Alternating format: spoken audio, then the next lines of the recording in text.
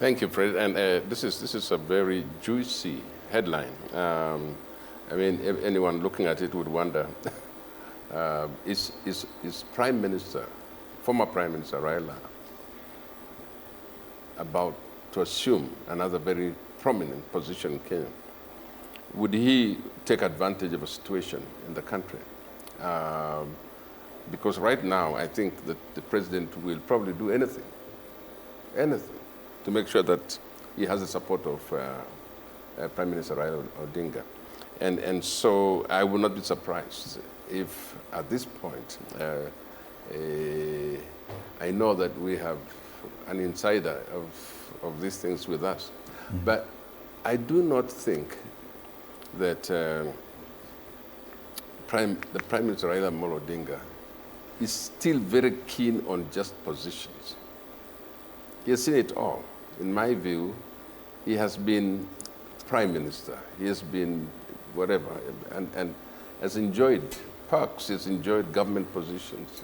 He's been a very senior person. I think it was in the AU.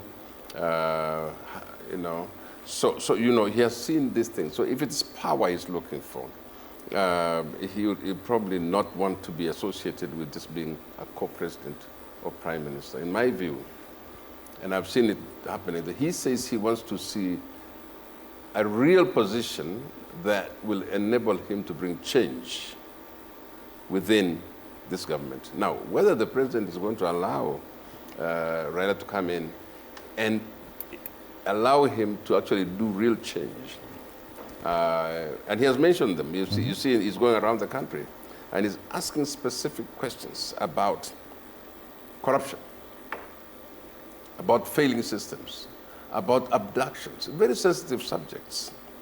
And whether then you are going to be allowed to do that.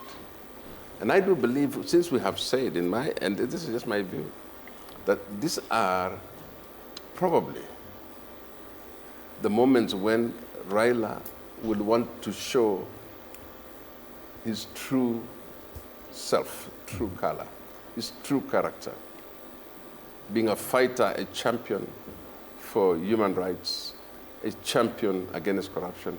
And this is probably the time.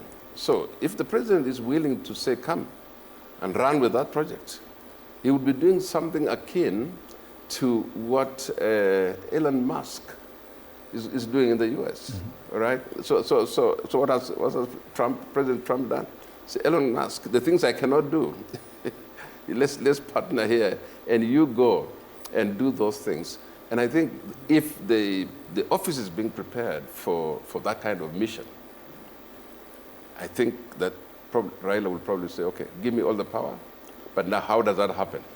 Because it's not for the president to give. It is in the Constitution. But would the president be willing to cede power to that extent? First of all, he has no choice. It's not for him to do, because our Constitution, to create a position like that, our Constitution is not easy within our Constitution to just do it by pronouncement. Okay, that means we are back. We will be back to look at either BBI or look at the more recent document, NETCO, and look at how that can happen. And then go to Parliament and also just maybe if it requires a referendum, we plan and do a referendum.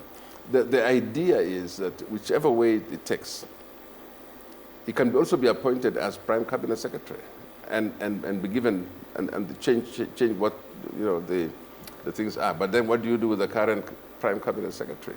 But these are all negotiations. I'm sure there is something that's going to happen. And I'm not going to say that I know anything about it. But my feeling is that Prime Minister Raila Odinga has said he's going to go around